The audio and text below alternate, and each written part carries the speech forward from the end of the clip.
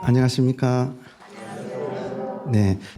오늘도 저는 이제 아침에 간단하게 집 근처를 산책하는데 지금 이제 여름이 접어들었지만 뜻밖에도 망초꽃이 제법 많이 피었대요.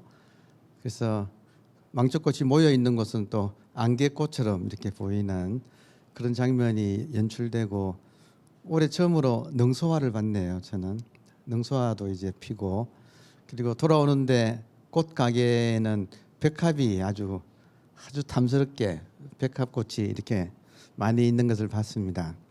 그러니까 계절은 이렇게 때가 되면 어김없이 온갖 꽃들이 이렇게 피는 것은 이것을 우리 이제 마음 공부하는 데서는 시절 인연이라고 그렇게 하죠.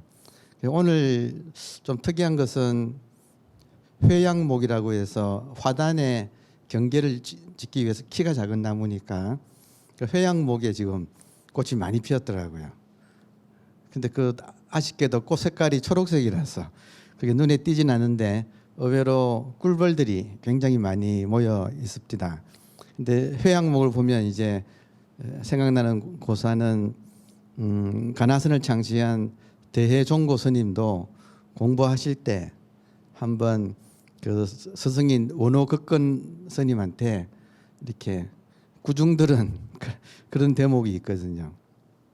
그러니까 우리 공부가 제가 처음부터 계속 일종의 우리의 공부는 중도라고 할 때 중도는 무심 플러스 평상심이다 이렇게 말씀을 드렸잖아요. 그러니까 무심은 한번 마음이 욕심이 집착이 비워지는 거고 그러면 그 상태에서는 많은 창조의 작용이 일어난다 이렇게 소개를 해드렸죠. 그래서 대종고 스님도 무심 상태는 되었는데 그 다음을 못 넘어가서 한동안 걸려 있었거든요. 그래서 이렇게 공양을 하면서 젓가락을 든 채로 이렇게 멈춰 있는 그 대목을 이제 스승인 원호극근이 보고 저 친구는 참 공부가 회양목선을 하고 있다. 그러니까 키가 안 큰다 이거죠. 그러니까 이제 공부를 하다 보면 우리가 마음 치유를 할 때 워낙 그 번뇌에 시달리니까 우리가 번뇌에 워낙 이렇게 시달리니까 번뇌가 한번 사라지는 그 무심이라고 하는 그걸 한번 맛본 사람은 자기도 모르게 그 무심에 집착하게 돼요. 그래서 그 상태에서 가만히 자꾸 있게 되는 그래서 공양하면서도 공양을 잊어먹고 있는 그러니까 그걸 보고 회양목선 그러니까 한번 죽었지만 살아나지는 않는구나 하는 이제 그게 회양목선이라고 부릅니다. 아침에 그걸 봤거든요. 회양목을. 그러니까 대종고 스님이 이제 생각이 났고 마침내 대종고 스님도 그 극복하고 지금 우리가 하고 있는 가나선이라고 하는 정말 이 소중한 보물을 우리한테 물려줬지 않습니까? 그러니까 모든 공부 여러분도 아마 그러실 것 같은데 모든 공부인이 어느 단계에서 진척이 안 되고 걸려 있는 그런 게 있거든요. 그러니까 그럴 때 참 우리가 인욕을 가지고 잘 견뎌내서 그러니까 시절 인연이 되면 피니까 그러니까 그런 기간이 오히려 더 자양분이 되는. 근데 제 생각에도 대종고 스님은 워낙 그 선방에 다 모였을 때 서기를 할 정도로 아주 똑똑하신 분이었어요. 그러니까 그것이 오히려 공부에 방해가 되어서 좀 그런 경계에 오래 걸려 있었던 그런 이제 경험을 하신 것 같고, 근데 그 덕분에 그것을 이겨낸 힘 덕분에 이런 가나선법도 창출을 하고 또 대종고 스님이 남기신 그 참 좋은 책들이 많거든요. 그러니까 그런 많은 문장이 흘러나왔던 것은 오히려 또 그런 것이 공부에는 방해되지만 한번 극복하고 난 다음에는 전부 다 살려서 쓰는 버릴 것이 하나도 없어지는 그런 모습을 보여주신 것 같습니다. 그래서 오늘 아침에 산책 도중에 회양목을 보고 대종고 스님을 떠올려서 우리도 모든 꽃들이 시절이 되면 피듯이 우리들도 공부를 포기만 하지 않는다면 결국에는 활짝 꽃피지 않을까 이런 생각을 하게 되었습니다. 자, 오늘의 주제는 유의법과 무의법입니다. 상당히 중요합니다. 그러니까 이게 중요한 이유는 우리가 공부를 할 때 여러분 마음을 치유할 때 맨땅에 헤딩할 수는 없잖아요. 그렇다면 이전에 부처님부터 시작해서 역대 조사들께서 공부하신 그 내용을 우리가 잘 소화를 해서 하게 된다면 훨씬 더 효과적으로 또 빨리 이 공부를 할 수가 있죠. 그래서 특히 부처님께서 불교라고 하는 것은 깨달음의 종교고 깨달음의 종교의 핵심 수행법은 무의법이라고 합니다. 그래서 이제 기존에 부처님 이전에 있는 혹은 이제 다른 데서 하는 마음 공부법은 이제 유의법이라고 할 수 있어요. 그러면 불교는 깨달으려면 무의법으로 해야 됩니다. 왜냐하면 깨닫는다는 것은 우리가 열심히 갈고 닦아서 우리가 기존에 몰랐던 어떤 경지에 가는 것이 아니라고 제가 말씀을 좀 드렸지 않습니까? 결국 깨달음이라는 것은 우리의 본래 청정심을 우리 마음을 초기화해서 회복하는 거예요. 그러려면 지금 우리가 잘못하고 있는 것을 멈추고 돌아가야 되죠. 그래서 멈춰서 돌아간다는 것을 무의법이라고 함이 없는 수행법 하고 자꾸 여기서 뭔가를 목표를 정해서 자꾸 뭔가를 추구하는 것은 유의, 함이 있는 수행법이 되겠습니다. 그러니까 이 점을 모르면 불교 수행을 한다고 하면서 유의법으로 하게 되면 거꾸로 하고 있는 거죠. 하면 할수록 그러니까 우리의 목표는 집으로 돌아가는 건데 하면 할수록 집에서 멀어지는 거죠. 그러니까 무의법이라는 것은 함을 잘못한 것을 멈추고 정신 차려서 자기 집으로 돌아오는 마음을 초기화하는 이것이 불교의 정통 수행법이라서 이걸 모르면 고생만 하는 거죠. 여러분 집 나가면 X 고생이라고 그러잖아요. 그러니까 지금 오늘의 주제는 유의법과 무의법이다. 그래서 유의법은 함이 있는 수행법이라서 하면 할수록 업장이 쌓여갑니다. 아무리 좋은 것이라도 업장이 쌓여가는 거예요. 근데 무의법은 함이 없는 수행법이라서 하면 할수록 업장이 사라지는 거죠. 그러니까 우리 공부는 아주 중요한 대목이죠. 공부는 무엇을 쌓아 올라가는 플러스 공부가 아니라 오히려 잘못하고 있던 것을 내려놓는 마이너스 공부다. 플러스 공부는 유의법이라고 하고 마이너스 공부는 무의법이라고 해서 우리가 다만 1시간을 공부하더라도 이 법칙에 맞게 공부를 해야 우리한테 이익이 있습니다. 안 그러면 하면 할수록 더욱더 우리 존재의 근본으로부터는 멀어지는, 다시 말하면 꿈에서 깨어야 되는데 꿈을 연장시키는 이 중요한 대목 아닙니까? 그러니까 무의법을 하면 꿈에서 깨게 되는데 유의법을 하면 꿈을 연장을 하게 되는 거죠. 그래서 비록 어떤 수행법을 배워서 테크닉을 배워서 조금 마음이 편해지더라도 역설적으로 꿈속에서 마음이 편해지면 깨고 싶을까요? 안 깨고 싶을까요? 안 깨고 싶죠. 꿈속은 고통이거든요. 그러니까 조금 힘들더라도 오히려 깨서 나오는 것이 중요하다. 이게 지금 부처님 가르침의 골수예요. 역대 조사가 다 이걸 전해받은 거거든요. 자, 그래서 유의법은 함이 있는 것은 자기가 있잖아요. 그러면 자기를 하는 주체가 뭘까요? 자기를 하는 열심히 하는 건 좋은데 열심히 하는 그 주체 누가 열심히 하는 걸까요? 결국에는 아상이 하기가 쉬워요. 왜냐하면 이런 걸 원리를 모르고 하면 자기 욕심이잖아요. 그러니까 무서운 것은 자기는 열심히 하는데 열심히 하면 할수록 에고가 더 강해진다면 이거 무섭죠. 그래서 어떤 체험을 하게 된다면 체험한 에고, 무슨 한소식한 아상, 정말 무서운 거거든요. 이게 마군이라는 거죠. 그러니까 정말로 조심해서 수행을 해야 되는데 내가 의도를 내어서 하는 수행인지 아닌지를 돌아보는 그 계기를 가져야 돼요. 그러니까 내가 열심히 한다고 하지만 오히려 그것이 나의 아상을 키우는 것이 아닌가. 부처님께서 고행을 그렇게 오래 하셨잖아요. 고행을 하다가 고행을 포기했잖아요. 왜냐하면 고행 뒤에는 무서운 고행에 대한 집착, 무서운 아상이 있는 거죠. 그러니까 부처님은 그걸 자각하시고 다 내려놓았다. 내려놓으면 어떻게 될까요? 수행이 내가 하는 것이 아니라 자성한테 맡기는 수행. 이거 이해되세요?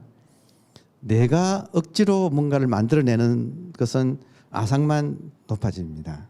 그게 아니라 하심에서 내려놓으면 저절로 자성한테 돌아가는 거죠. 여러분 음악가들이 연주할 때 재즈 같은 경우는 애드립 이런 말 쓰죠. 그러니까 어떤 주어진 기본 화음만 있고 그 안에서는 맡기는 거예요. 그럼 자유자재로 아주 작용이 이렇게 물밀듯이 샘솟아 나오거든요. 그러니까 지금 우리 수행도 원리가 내가 앞장서서 하는 것이 아니라 그 나는 멈추고 자성한테 맡기면 자성이 알아서 하게끔. 그러니까 지난 시간에 잠깐 소개드렸듯이 궁도 같은 경우에 궁도를 그 연습할 때 당신이 쏘려고 하지 말고 그것에 맡겨라 이렇게 배웠다는 거 아닙니까? 그러니까 이 말 이제 이 정도 살아보셨으면 무슨 말인지 아시겠죠? 운동할 때 보면 어깨 힘 빼는데 3년 그런 소리 하잖아요. 그러니까 어깨 힘을 빼고 나의 욕심은 내려놓고 자연 그대로 나의 자성한테 맡기면 놀라운 일이 벌어지는데 뭐냐면 부처님이 하는 거죠. 그러니까 이것이 우리가 인생을 쉽고 간단하게 살아가는 비결이라고 할 수 있겠습니다. 힘 빼기, 마이너스, 무위법. 예. 자, 그러면 이렇게 모든 자기를 놓아버리면 점점 우리가 진여라고 할 때 진여가 따라 붙는 말은 자성이죠. 그러니까 진여 자성을 본래 청정심 이렇게 부르거든요. 그러니까 우리의 목표는 내가 열심히 해서 마음 치유를 하는 것보다는 차라리 모든 노력을 내려놓고 우리 안에 있는 자성불에게 이렇게 맡기면 저절로 자성불은 본래 청정하시기 때문에 자성불을 비유를 해서 우리 불교에서는 연꽃이라고 하는 거예요. 그러니까 연꽃이 피어 있는 곳은 진흙이지 않습니까? 그러니까 지금 이런 진흙 같은 세간에 있어도 우리들의 진여자성은 물드는 법이 없거든요. 그러니까 내가 노력해서 아무리 열심히 깨끗하게 되려고 하는 것보다 멈추고 진여자성한테 맡기면 저절로 청정해지는 거죠. 그러니까 이것이 역설적으로 말하면 수행의 쉬운 길이죠. 하면 어렵지 않습니까? 안 하면 쉽잖아요. 그러나 막상 수행하시는 분들은 죽어도 자기가 하려고 하지 이렇게 맡길 줄은 몰라요. 그러니까 때가 되면 화두 드는 것도 마찬가지예요. 화두 드는 것도 처음에는 내가 해야 되지만 때가 되면 저절로 화두가 돌아가는 이제 그런 임계점을 잘 우리가 포착하는 것도 하나의 공부의 요령입니다. 자, 그러면 지금 방금 말씀드린 것을 이제 요약을 한다면 수행에는 방향이 중요하다. 방향이 중요하다. 밖으로 나가서 무언가를 구해서 헤매는 것이냐 아니면 그래봤자 안 되더라 하고 빨리 포기하고 그냥 가만히 있으면 저절로 자기한테로 돌아오니까 우리 선에서는 회광반조 이런 말을 쓰지 않습니까? 회는 돌릴 회자, 광은 의식. 빛이라는 것은 항상 의식이거든요. 의식을 돌려서 거꾸로 비춘다. 회광반조하는 것을 수인으로 말하자면 역시 이렇게 되는 거죠. 그러니까 이렇게가 아니고 이렇게 되는 거. 그러니까 이것이 수행에는, 마음 치유에는 방향이 정말 중요하다. 그래서 방향을 모르면 할수록 거꾸로 가는 그런 사태가 벌어집니다. 자, 그러면 이것을 나타내는 재미있는 이야기가 하나가 있습니다. 여행이라는 것은 참 즐거운 거예요. 그래서 제가 여행 중에 이런 이게 어떤 방장실에 장지문에 그려져 있는 그림이에요. 그러니까 방장 스님은 그 선방에서 가장 높으신 분이잖아요. 그러니까 그 방장 스님이 계시는 곳에 그 방에 장지문에 그려져 있는 그림이니까 우리 수행의 핵심을 말하지 않겠습니까? 그러니까 이게 지금 원숭이가 팔이 길지요. 이 긴팔 원숭이가 연못에 비친 달을 건지려고 애쓰는 그런 모습이에요. 자, 그러면 참 반갑죠. 여행 중에 이런 장면을 보고 마침 보니까 기념품 가게에 이게 있는 거예요. 그러니까 얼른 사왔잖아요. 그래서 오늘 잘 쓰네요, 여러분하고 함께. 자, 이 원숭이 그림은 굉장히 우리 이 마음 공부하는 사람한테는 정말 중요한 시사점을 안겨줍니다. 무슨 소리냐면 항상 원숭이하고 사람하고 비교하는 거예요. 그 원숭이는 사람보다는 어리석다고 보는 거죠. 자, 그렇다면 이것이 무엇을 말하는가? 지금 유의법과 무의법에서 방향성이 중요하다고 그랬잖아요. 자, 그러면 여러분 달이 하늘에 달이 뜨면 그 달에서 달빛이 나오겠죠. 그러면 하늘에 뜬 달은 법신불이라고 비유를 해요. 그러면 거기서 빛이 나오면 그 빛을 보신불이라고 비유를 해요. 그러면 그 빛이 나와서 땅에 물이 있는 곳에는 전부 다 달 그림자, 달 도장이 다 찍히겠죠. 이게 월인 천강 지곡이라고 하는 우리 훈민정음 처음 만들었을 때 그걸로 만든 시가 월인 천강 지곡이지 않습니까? 그러니까 하늘에 달이 떴을 때 그 빛이 비춰가지고 이 지상에 있는 물마다 1000개의 강에, 그러니까 모든 강이죠. 모든 강에 달 도장이 찍힌다. 월인 천강 지곡. 자, 그렇다면 지금 우리의 공부는 타겟이 하늘에 뜬 달이 진짜입니까? 아니면 물에 비친 달이 진짜입니까? 하늘에 떠 있는 달이 진짜잖아요. 그러면 이걸 이제 우리 불교 용어로 고친다면 하늘에 떠 있는 달은 실상이고 그리고 물에 비친 달은 허상이잖아요.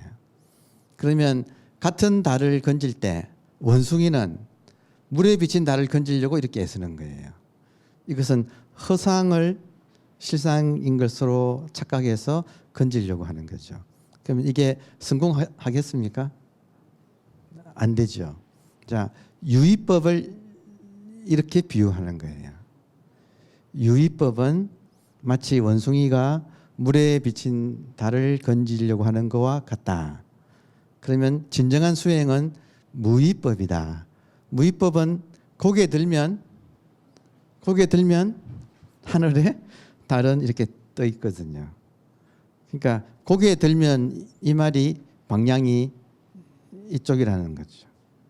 그리고 물에 비친 달을 건지려고 하는 것은 무언가를 배우러 집 나가서 이렇게 다니는 거죠. 자, 이게 지금 듣는 것은 어렵지 않죠. 그렇지만 실제로 자기를 돌아보면 거의 대부분은 자기를 우리 공부의 목표는 자기를 아는 거잖아요. 내가 누구인지 아는 거잖아요. 그러면 내가 누구인지 알려면 나를 봐야 되는데 나는 안 보고 이제 밖에서 공부를 하는 거예요. 여러분 다 웬만한 분들 불교대학 나오셨죠. 그러니까 뭐 이것 배우고 저것 배우고 해서 머릿속에 번거는 많지만 사실은 그것들이 가르치는 것은 전부 이 원숭이가 달을 건지는 거와 물에서 건지는 거와 같다. 그래서 정말 중요한 것은 자기를 보는 것이다. 이렇게 말씀드릴 수가 있겠습니다. 그 얼마 전에 돌아가신 우리 한국의 선묵화를 잘 그리시는 범주 스님이라고 계셨어요. 그 스님께서 그 몇 년 전에 일본 도쿄 평간사라고 하는 곳에서 이렇게 선묵화 전시회를 이렇게 크게 열었는데 거기에 출품했던 그림이 있습니다. 거기도 원숭이 그림을 이렇게 그렸거든요. 근데 이 범주 스님이 그리신 그것은 원숭이가 나뭇가지에 꼬리를 걸고 이렇게 물에 비친 달 그림자를 건지려고 하는 거예요. 거기에 그 그림에 화제라고 해서 글씨가 쓰여 있습니다. 그 글씨가 막구 수중월 진월 여심중. 이 말은 무리의 달을 구하지 말라. 막구 수중월 무리의 달을 구하지 말라. 진짜 달은 너의 마음 속에 있다. 이렇게 화제가 이 글이 씌워져 있어요. 항상 우리가 말할 때 달은 심월이거든요. 심월. 그러니까 심월이 무엇이냐 할 때 우리가 견성한다 할 때 그 성품, 우리들의 자성, 불성 그것을 달로 이렇게 비유를 이렇게 합니다. 자, 그러면 다음 페이지 또 보겠습니다. 자, 지금 우리가 하는 목표 심월은 우리의 본심이라고 흔히 부릅니다. 본래 마음, 본심. 이 본심을 처음 있었던 마음이라고 초심이라고 하고 이것은 텅 비어 있어서 무심이라고도 하는 거죠. 그러니까 이것을 진여라고도 하고. 자, 그렇다면 여기서 한 가지 우리가 같은 마음인데 이 마음이 본질이 있고 현상이 있거든요. 그래서 현상으로서의 마음을 생멸심이라고 합니다. 생멸심.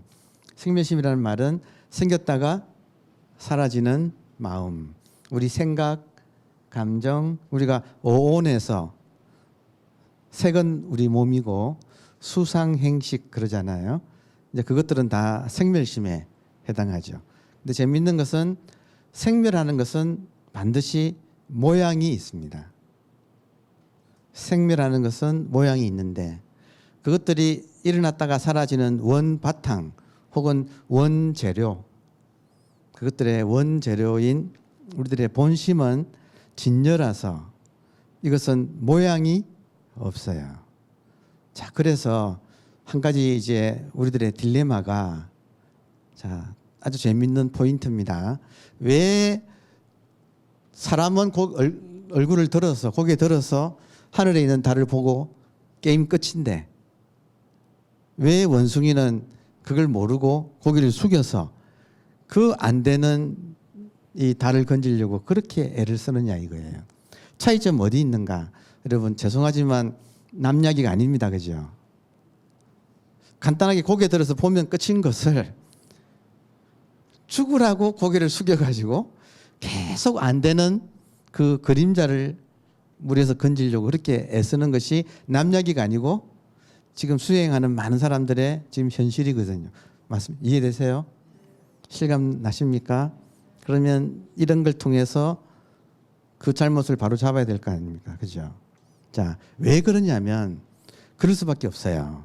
왜 그러냐면 우리가 견성한다 할 때 이 성품은 자성, 불성이죠. 이것은 진여라서 모양이 없습니다. 그런데 생각은 일어나면 우리가 캐치할 수 있잖아요. 감정도 일어나면 캐치할 수가 있잖아요. 그리고 지금 이 삼라만상은 이렇게 모양이 있으니까 우리가 너무 잘 보고 가려내죠. 분별을 너무 잘하죠. 여기에 우리가 익숙해 있는 거예요. 어디에 익숙해 있느냐? 모양이 있는 것을 보는 데는 우리가 도사예요. 이거는 뭐 안 가르쳐줘도 너무나 잘합니다. 근데 문제는 뭐냐면 정말로 소중한 심월, 마음딸은 진여자성이라서 모양이 없어요. 그러면 우리는 모양이 있는 것은 잘하는데 또 익숙한데 모양 없는 것을 보는 데는 완전 젬병이에요. 이 말 이해되세요? 그래서 아무리 견성하려면 모양 있는 것을 구하지 말라. 금강경에 계속 나오잖아요. 그죠? 모양 있는 것을 구하면 이 모양 없는 우리 자성은 우리가 볼 수가 없게 된다 하고 이야기를 하지만 우리들은 할 줄 아는 게 모양 있는 것을 볼 줄만 알아서 이 말이 무슨 말인지를 알아듣기가 시간이 상당히 걸립니다. 그러니까 지금 이 순간에 지금 여러분하고 제가 이렇게 있잖아요. 자, 지금 이 순간에 여러분과 저 사이에 이렇게 있을 때 여러분 들으시는 것은 여러분 마음이 들어요.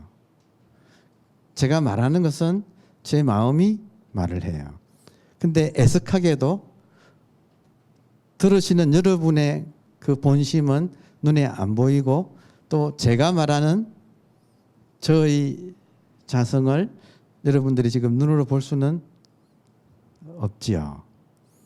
그러니까 보려고 하는 것을 볼 수 없구나 하는 것을 깨닫는 데 시간이 많이 걸려요. 시행착오라고 할 수 있는 거죠. 그래서 정말로 멈춰야 돼요.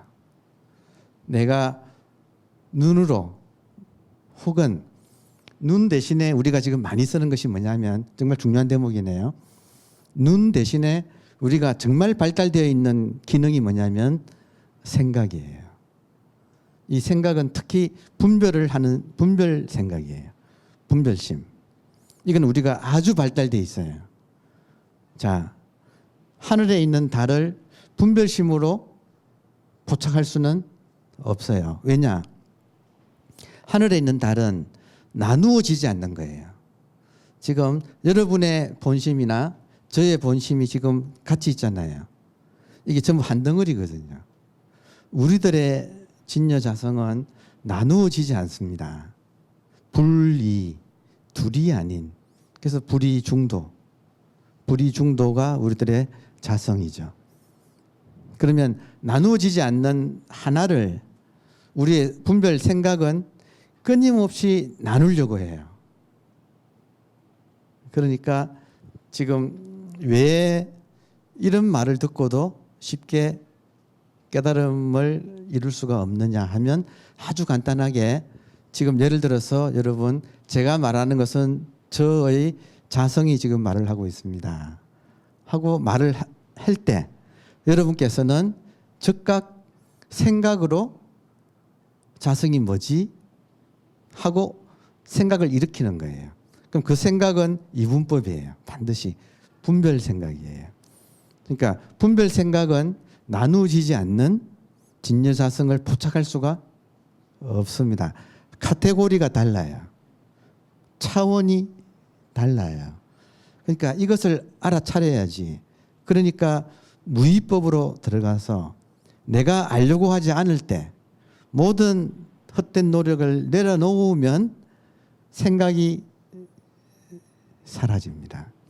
내가 의도를 하면 생각이 왕성해지고 그 의도를 안 되는구나 하고 내려놓으면 생각이 사라지는 거예요. 생각이 사라지면 그냥 이 전체 한 덩어리가 저절로 드러나요. 지금 문제가 생각으로 잡으려고 하는 거예요. 생각이 원숭이에요. 지금 상황이 우리들의 여러분 몽키 마인드란 말 들어보셨나요? 끊임없이 생각하고 있잖아요. 귀에다 대고 소곤거리고 있는 몽키 마인드. 그 몽키 마인드는 이분법을 잘하는 거예요.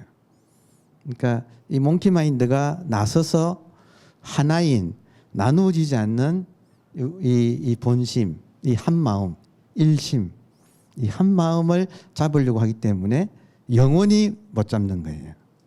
그게 지금 이 원숭이가 물에 비친 달을 건지려고 애쓰는 모습을 비유한 거예요. 아주 이거 우리 인간에 대한 깊은 통찰이 있습니다. 따라서 지금까지 여러분께서 꽤 노력을 하셨는데도 왜 견성을 못하고 있는가 할 때 생각으로 하고 있기 때문에. 그러면 생각으로 하고 있기 때문에 생각하지 마세요. 그러면 여러분이 스스로 생각 안 할 거야 한다고 생각이 안 해지는가? 안 되죠. 습관 때문에. 그래서 화두라는 것이 나온 거예요.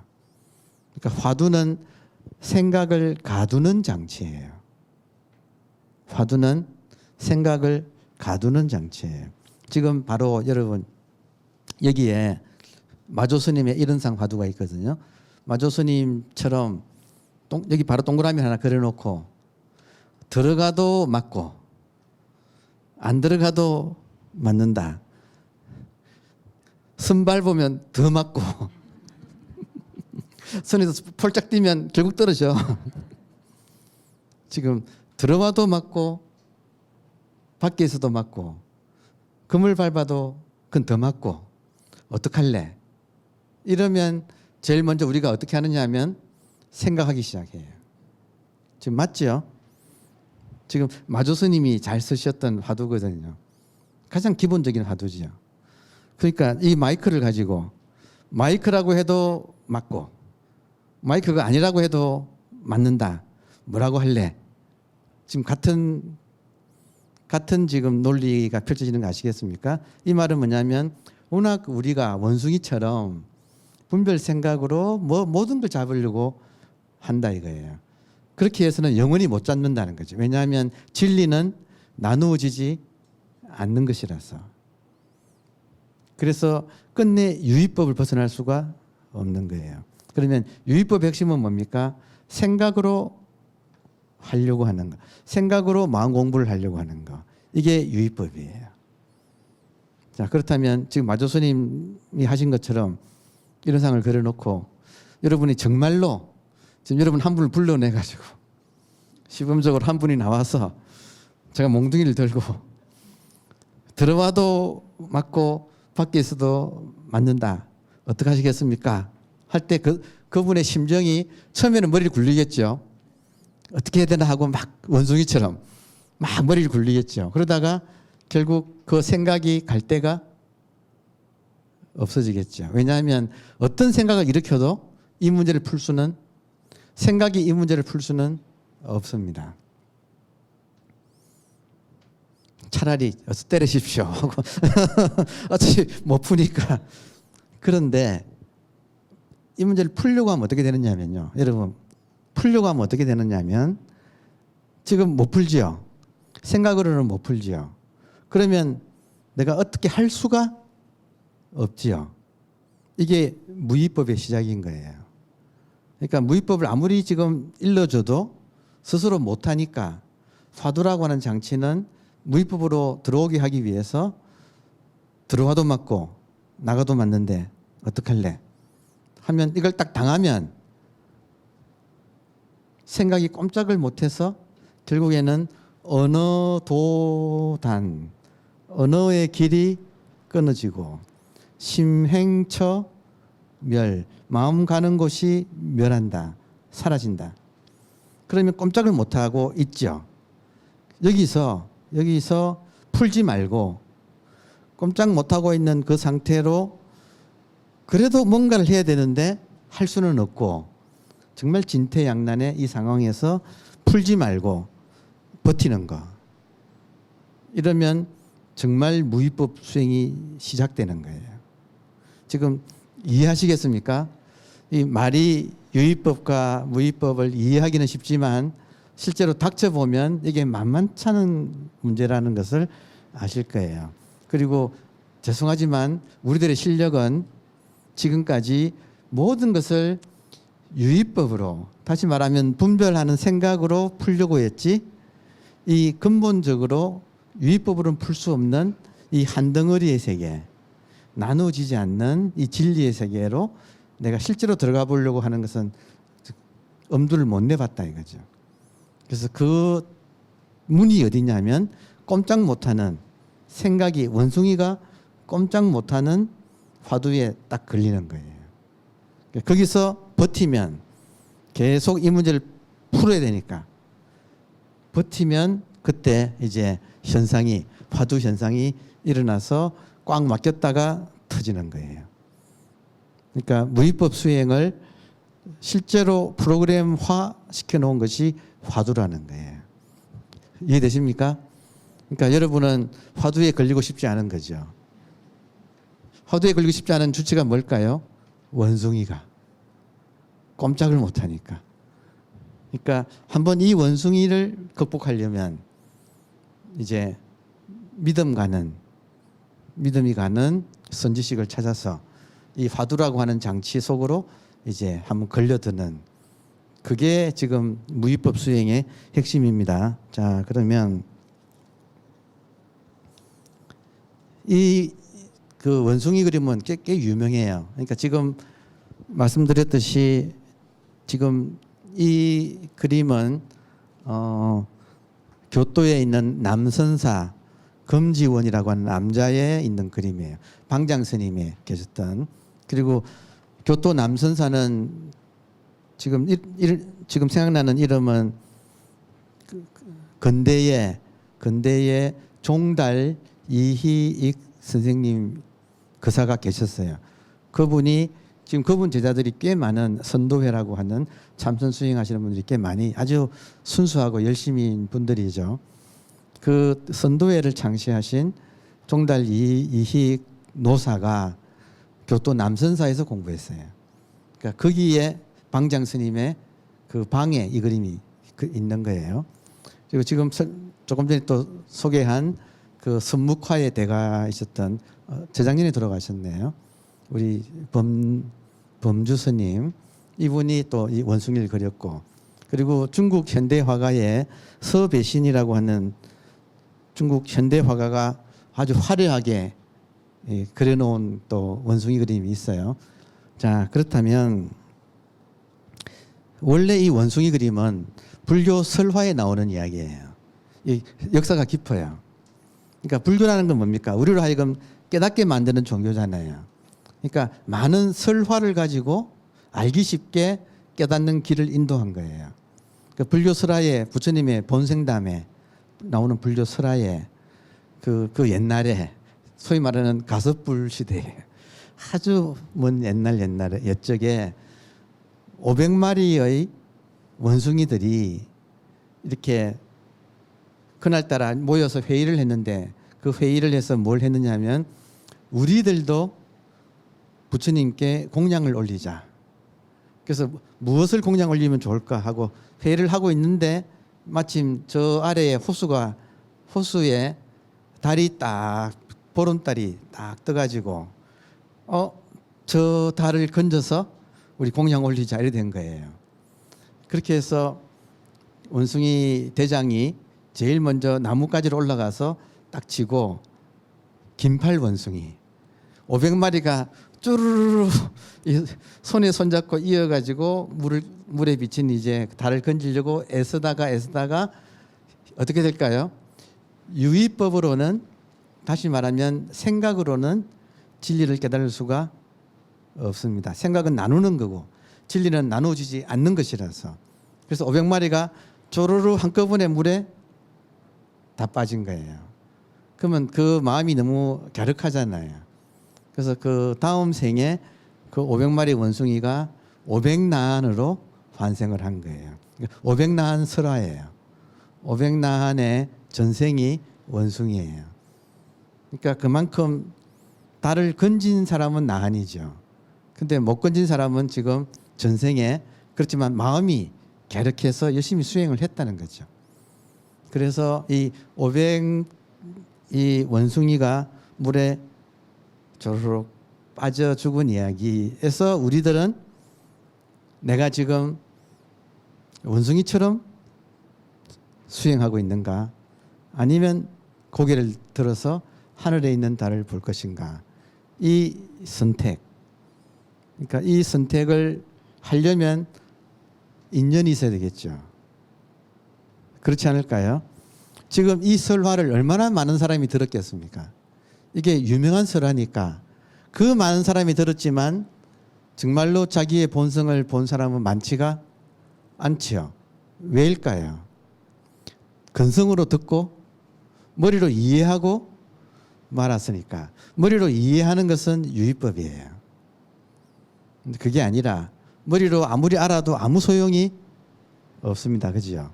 그게 아니라 화두 인연을 만나서 꼼짝없이 이런 상황에 걸려들어서 거기서 구워 삼켜서, 대개 구워 삼키는 기간은 3일, 5일, 7일의 결판이 납니다.